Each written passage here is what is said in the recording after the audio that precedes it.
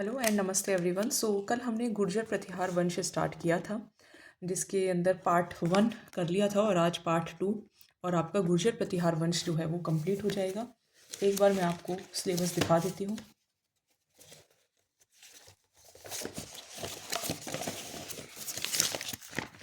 अगर हम सिलेबस को देखें तो हमारा चौहान वंश में अजमेर, रणथंभौर, जालोर चौहान वंश कंप्लीट हो गया है। जयपुर के इतिहास में आमेर के मानसिंह हो गए हैं। मारवाड़ के इतिहास में रावचंद्र सेन, राय सिंह ऑफ बीकानेर। मेवाड़ के इतिहास में राणा सांगा, महाराणा प्रताप, महाराणा राज सिंह कंप्लीट हो गया है। गुर्जर प्रतिहार में 1 पार्ट कंप्लीट हो गया है, आज सेकंड पार्ट है। इसके बाद कल हम करेंगे 1857 का विद्रोह, फिर राजस्थान का एकीकरण, फिर किसान व जनजाति आंदोलन, देन प्रजामंडल, देन राजनीतिक संस्था एंड देन सभ्यता। After that your syllabus will be complete. एक बार क्विक रिवीजन कराऊंगी गुर्जर प्रतिहार वंश की एंड फिर इसके बाद हम भीनमाल की शाखा जो है वो स्टार्ट करेंगे। देखिए, गुर्जर प्रतिहार वंश 6 से 12वीं शताब्दी, जो इतिहासकार हैं रमेश चंद्र मजूमदार, वो ये कहते हैं कि गुर्जर प्रतिहार वंश वह था जिसने अरबों के आक्रमण को जो था वो रोका था या इनके लिए बाधक का काम किया था। ये जो एरिया है इसी की वजह से इसका जो नाम है वो गुर्जर प्रतिहार शब्द बना। बादामी के जो चालुक्य नरेश पुलकेशिन, उनका जो ऐहोल अभिलेख है उसमें भी पहली बार गुर्जर प्रतिहार जाति का उल्लेख देखने को मिलता है। इसके बाद नीलकुंड, रामनपुर, देवली और करहाड़ में भी प्रतिहारों को गुर्जर कहा गया है। मूनोत नैन्सी ने 26 शाखाओं का वर्णन किया है, जिसके अंदर मंडोर की शाखा हमने पढ़ ली थी, भीनमाल की शाखा आज हम पढ़ेंगे। मंडोर की शाखा की अगर हम बात करें तो मंडोर की शाखा सबसे प्राचीन है, सबसे इम्पॉर्टेंट है और क्षत्रिय हैं ये। अब यहाँ पे इनका थोड़ा सा क्रम है, जैसे कि पहले Harishchandra, then रज्जिल, then नरभट्ट, then Nagabhata, तात, भोज, यशोवर्धन, शिलुक, कक, बाउक एंड कक्कुक, जिसके अंदर हरिश्चंद्र को ही रोहिल्दी कहा जाता है। यही इस शाखा के संस्थापक हैं। इनकी 2 शादियां हुई या 2 पत्नियां हैं इनकी, ब्रह्मानी हैं, एक तो ब्राह्मणी है और एक है छत्रानी भद्रा। जो छत्रानी भद्रा है उनके थ्रू 4 पुत्र होंगे, भोगभट, कद्दक, रज्जिल, देव। जो रज्जिल होंगे उनसे ही वंशावली चलेगी और इनकी राजधानी होगी मंडोर। ये हमने कल पढ़ लिया था, जिसको थोड़ा जल्दी लग रहा हो वो कल की वीडियो देख सकता है और जिसने पढ़ा हुआ है वो रिवाइज कर सकता है।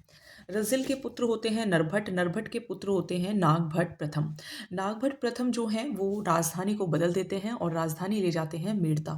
इनकी पत्नी है जजिका देवी और 2 पुत्र होंगे तात और भोज। तात मंडोर भोज को सौंप देंगे और खुद संन्यास ले लेंगे।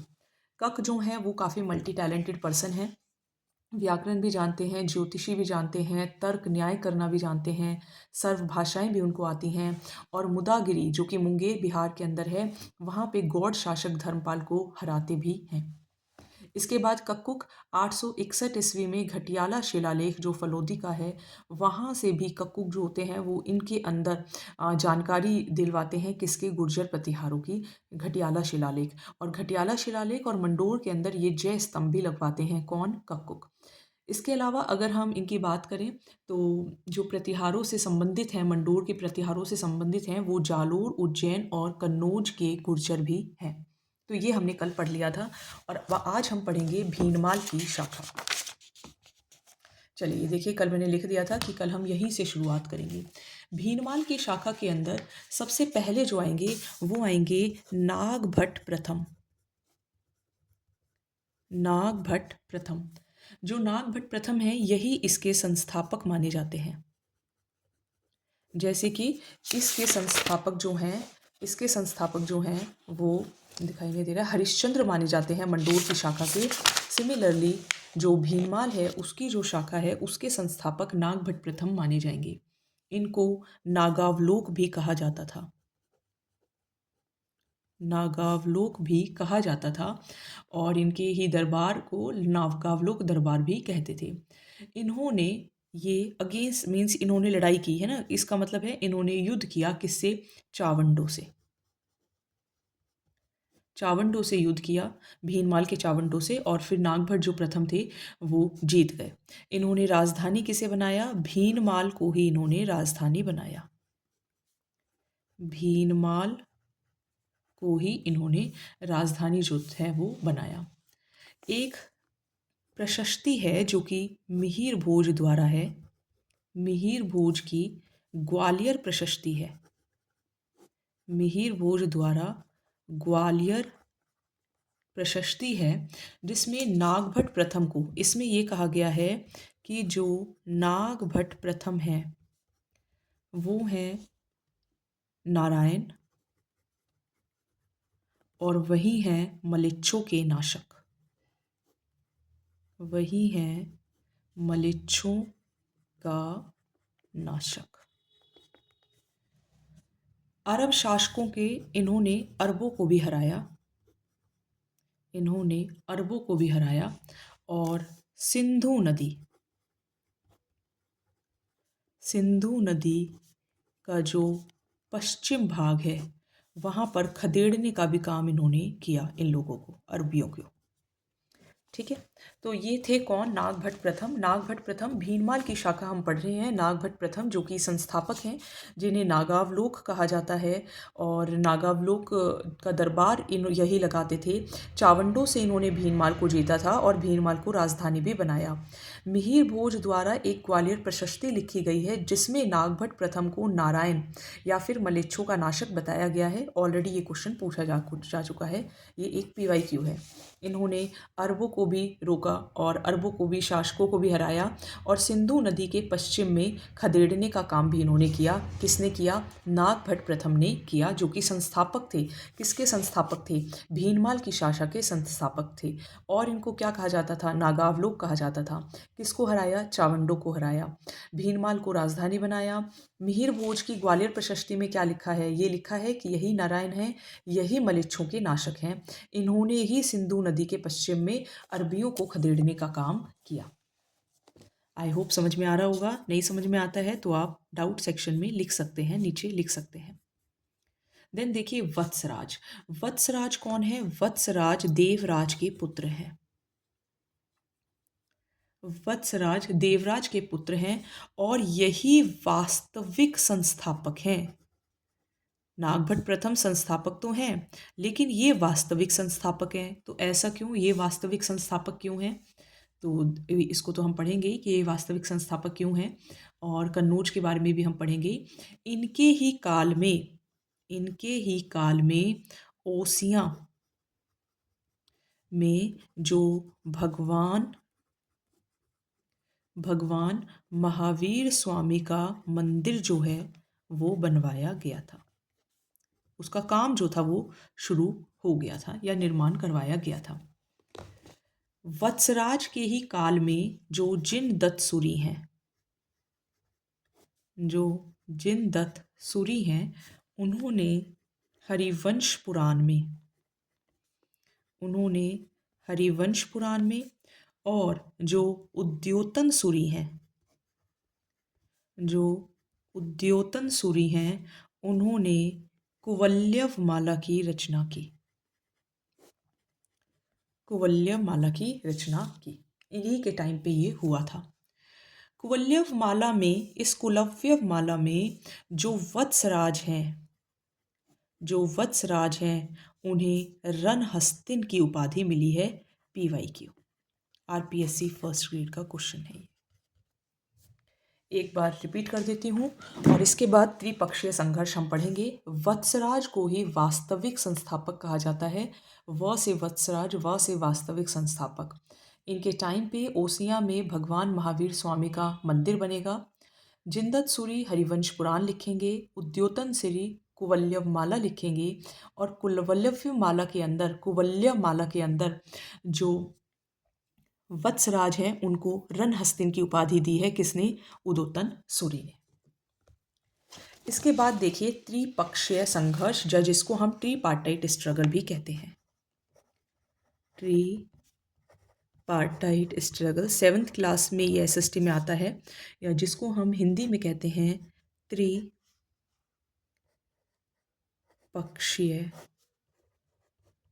संघर्ष।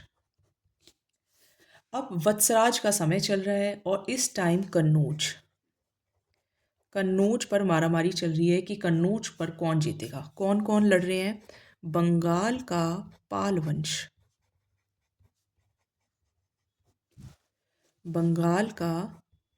पाल वंश। और कौन लड़ रहे हैं? दक्षिण में हैं राष्ट्रकूट। दक्षिण में है राष्ट्रकूट और इधर कौन है? इधर है गुर्जर प्रतिहार। गुर्जर प्रतिहार। इन तीनों के बीच में युद्ध चल रहा है। राष्ट्रकूट में, दक्षिण के राष्ट्रकूट में करीब करीब 100 साल तक ये जो संघर्ष है वो चलता रहेगा।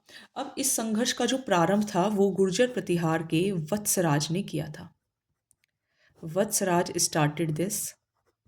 उन्होंने इसको स्टार्ट किया और इन्होंने जो पाल नरेश थे, पाल के नरेश कौन थे? यहाँ के नरेश थे धर्मपाल, जो कि युद्ध में भाग ले रहे थे, धर्मपाल।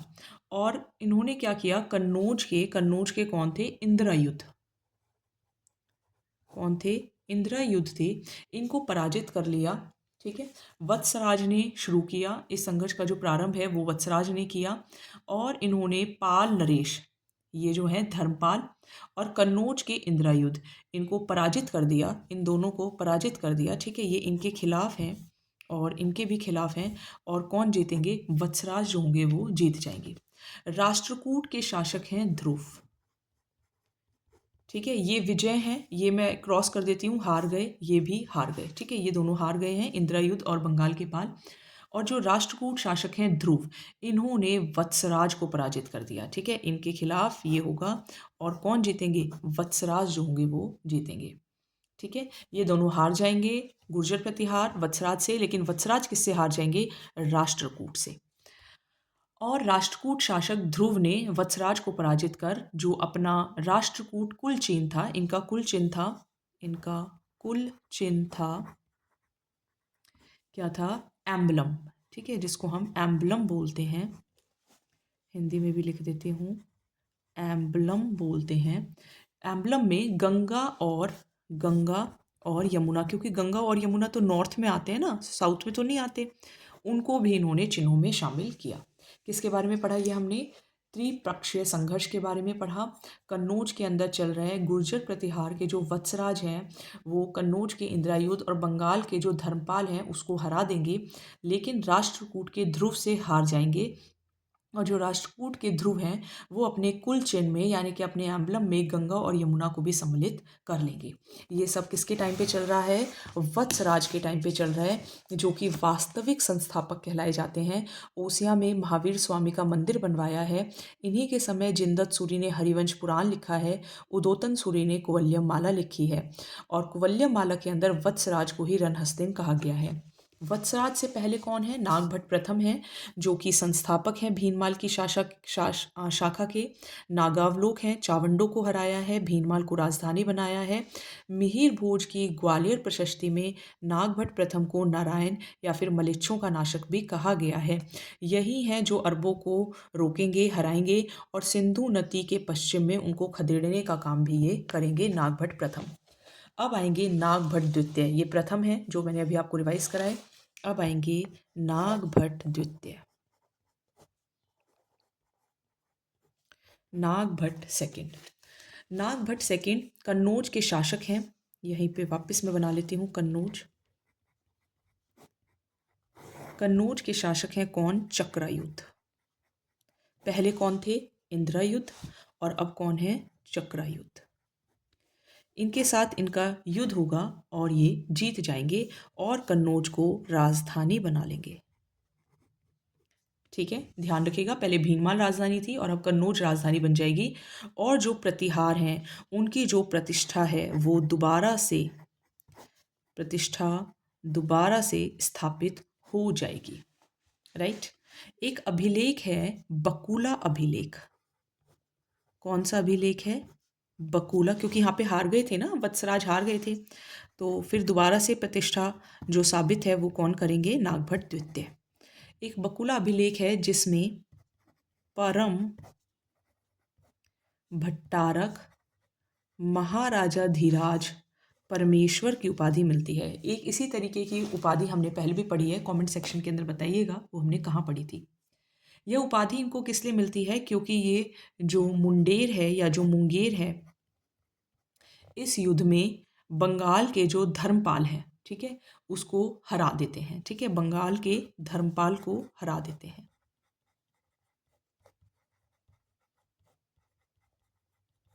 तो नागभट्ट द्वितीय जो होंगे वो जीत जाएंगे।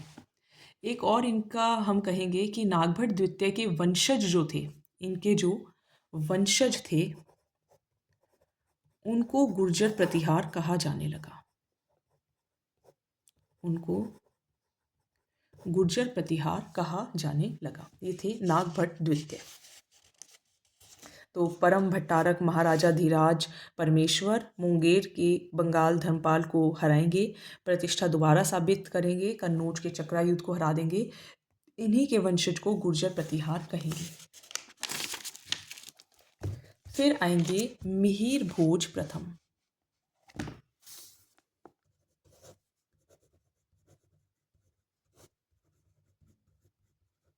मिहिर भोज प्रथम 836 से लेके 885 ईस्वी। इनके पिता थे रामभद्र और ये अपने पिता को ही मार देंगे। ठीक है, ये अपने पिता को ही मार देंगे, इसीलिए इनको पितृहंता भी कहा जाता है। तो कौन है गुर्जर प्रतिहार में जिसको पितृहंता कहा जाता है?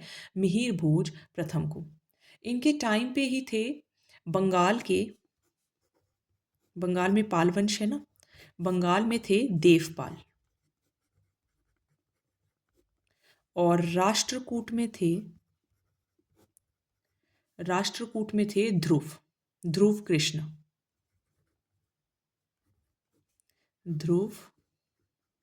कृष्ण द्वितीय। इनको मिहिर भोज प्रथम जो थे वो जीते थे, इन दोनों के साथ युद्ध हुआ था। ठीक है, इसका मतलब होता है फाइट और इसका मतलब है ये जीते हैं। इन्हीं के टाइम पे अरब यात्री आए थे। कौन? सुलेमान।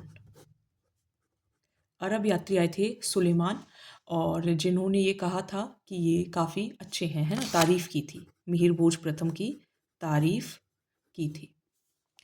सुलेमान ने मिहिर भोज को ही सबसे शक्तिशाली बताया है। इन्होंने ये कहा कि ये सबसे शक्तिशाली हैं। किसके बारे में बता रहे हैं? ये मिहिर भोज के बारे में बोल रहे हैं कि ये सबसे शक्तिशाली हैं। इनकी तारीफ की कि सेना काफ़ी अच्छी है, कुशल प्रशासन है, और इस्लाम का शत्रु भी बताया कि ये इस्लाम का शत्रु है। इन्हीं के टाइम पे कश्मीरी कवि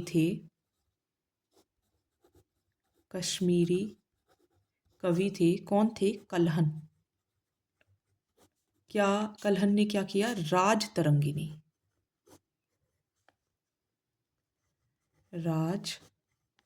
तरंगिनी में मिहिर भोज की उपलब्धियों पर भी प्रकाश डाला है।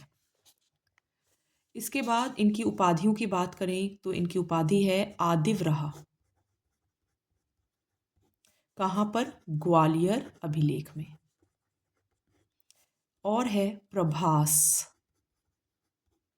कहाँ पर? दौलतपुर अभिलेख में। इनकी पुस्तकें भी हैं, इनको फिल करिएगा। सर्वस्व, श्रृंगार प्रकाश, देन कृत्य कल्पत्रु, देन राज मृडाड, then Saraswati Kanthabharan, then Bhoj Champu, and then Tattva Prakash. तो इनको फिल करेंगे तो ये याद भी रहेंगे आपको। एक पॉइंट और मैं आपको बताऊंगी, ग्वालियर प्रशस्ति।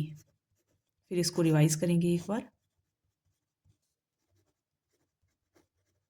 ग्वालियर प्रशस्ति में मिहिर भोज के शासन में ही इसकी रचना हुई, और जो गुर्जर प्रतिहारों से संबंधित है वो मतलब जो गुर्जर प्रतिहारों के बारे में जो इन्फॉर्मेशन है वो तिथि विहीन है, यानी कि कोई डेट मेंशन नहीं है, तिथि विहीन है। और ये माना जाता है कि गुर्जर प्रतिहारों की जो इनकी उत्पत्ति है वो किससे हुई है? सौमित्र यानी कि लक्ष्मण से हुई है। सौमित्र लक्ष्मण से मानी है। एक बार रिवाइज कराती हूँ। रामभद्र के पुत्र हैं मिहिर भोज प्रथम। 836 से लेके 885 ईस्वी तक अपने ही पिता को मार दिया, इसलिए पितृहंता कहलाए जाते हैं। बंगाल के देवपाल को हराया। राष्ट्रकूट के ध्रुव कृष्ण द्वितीय को हराया।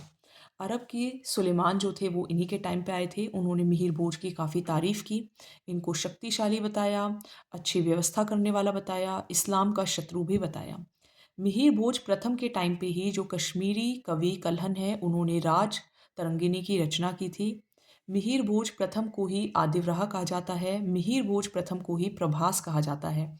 आदिव्रहा कहाँ कहा गया है? ग्वालियर अभिलेख में कहा गया है। प्रभास कहाँ कहा गया है? दौलतपुर अभिलेख में कहा गया है। इनकी कुछ पुस्तकें हैं, जैसे कि सर्वस्व श्रृंगार प्रकाश, सर्वस्व श्रृंगार प्रकाश, कृत्य कल्पत्रु, कृत्य कल्पत्रु, राज मृडाट, सरस्वती कंठाभरण, भोज चंपू, तत्व प्रकाश। बार बार पढ़ेंगे तो याद हो जाएंगी। ग्वालियर प्रशस्ति के अंदर जो गुर्जर प्रतिहार की जो नॉलेज है वो तिथि विहीन है, और ये माना गया है कि इनकी उत्पत्ति जो है वो सौमित्र लक्ष्मण से हुई है। फिर इसके बाद आते हैं महेंद्रपाल प्रथम।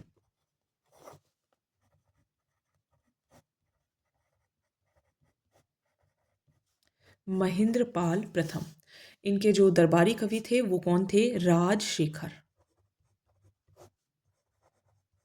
राजशेखर थे जिन्होंने जिन्होंने कर्पूर मंजरी, कर्पूर मंजरी, काव्य मीमांसा, बाल रामायण, बाल भारत, हर विलास, भुवन कोश, इन ग्रंथों की रचना जो है वो की है। ठीक है, तो ये महेंद्रपाल प्रथम थे। तो आई होप आप सबको क्लियर हो गए होंगे। एक और कुछ इम्पॉर्टेंट फैक्ट्स हैं जो कि मैं आपको बता देती हूँ। महेंद्रपाल प्रथम में यही आपको ध्यान रखना है। कुछ इम्पॉर्टेंट पॉइंट्स ये हैं, जैसे कि एक है ह्वेनसांग, इन्हीं के टाइम पे हैं ह्वेनसांग। ये हर्षवर्धन के समय आए थे। किसके समय आए थे? हर्षवर्धन के समय आए थे।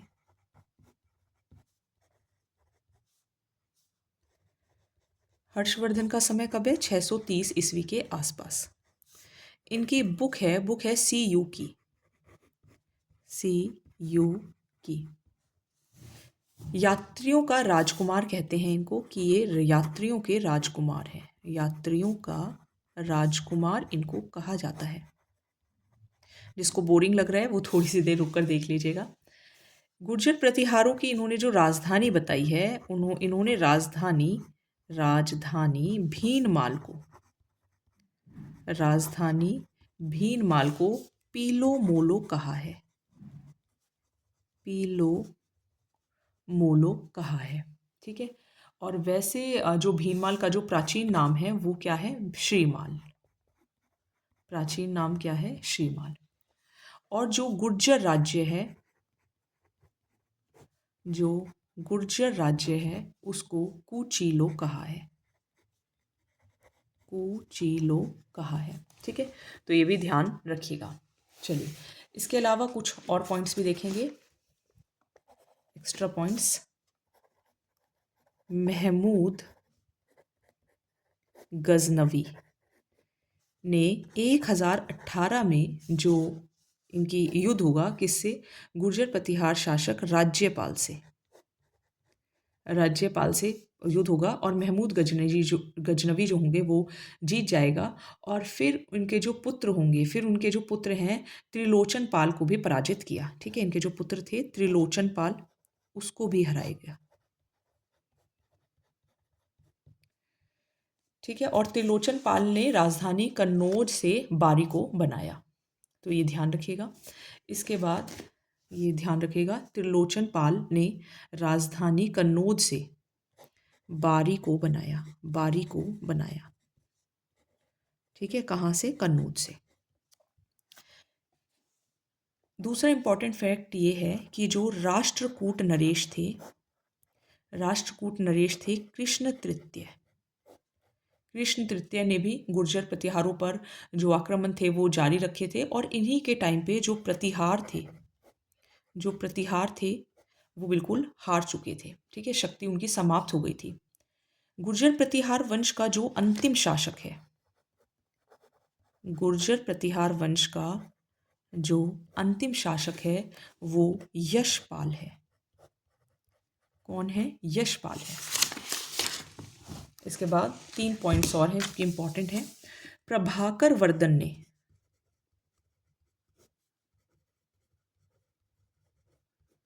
प्रभाकर वर्धन ने गुर्जरों को परास्त किया, यानी कि ये हारे और ये जीते। और हर्षवर्धन ने गुर्जरों से, इनसे जो भीनमाल था वो छीन लिया था। भीनमाल जो था वो छीन लिया था। एक है राजौरगढ़। राजौरगढ़ रायपुर में भी गुर्जर प्रतिहार वंश था। ठीक है, वहाँ पे भी वंश था, गुर्जर प्रतिहार वंश। और वहाँ का जो प्रसिद्ध जो शासक है वो था मथन देव। मथन देव। ठीक है, ये भी ध्यान रखिएगा कि रायपुर के अंदर भी गुर्जर प्रतिहार वंश था। मथन देव इंपॉर्टेंट शासक था। गुर्जर प्रतिहार वंश में शासनों को प्रांतों में विभाजित हो गए थे, प्रांतों में विभाजन हो गया था। ठीक है, और इनके जो पदाधिकारी होते थे, इनके जो पदाधिकारी होते थे उन्हें राजपुरुष कहा जाता था। दिस ईयर क्वेश्चन, मतलब 2025 का ये क्वेश्चन है, पूछा गया है, ऑलरेडी रिपीटेड है। Last line already repeated. So finally all वंश कंप्लीटेड। अब रह गए हैं सेमी फेरल टॉपिक्स जो कि आपको प्रोवाइड कर दिए जाएंगे। एंड जैसा कि कहा था कि 10 मार्च तक आपकी हिस्ट्री कंप्लीट हो जाएगी, सो हो जाएगी। Thank you.